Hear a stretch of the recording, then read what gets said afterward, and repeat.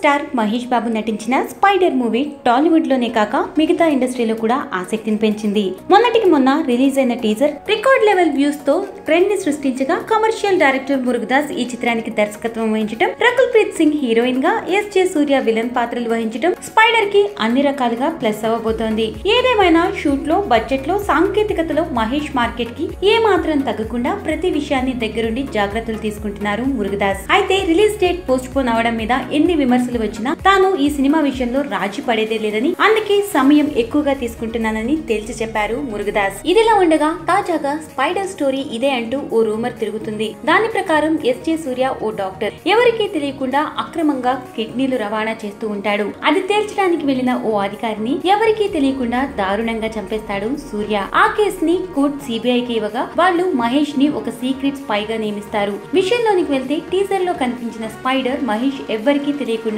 తయారు చేసిన ఓ టెక్నాలజీ. దాంతోనే ఎస్.జె. సూర్యని ఇరికిస్తాడు. కాగా అసలు మహేష్ నుండి సూర్య ఎలా తప్పించుకుంటాడు? రకుల్ కి, సూర్యకి, మహేష్ కి మధ్యన అసలు సంబంధం ఏంటి?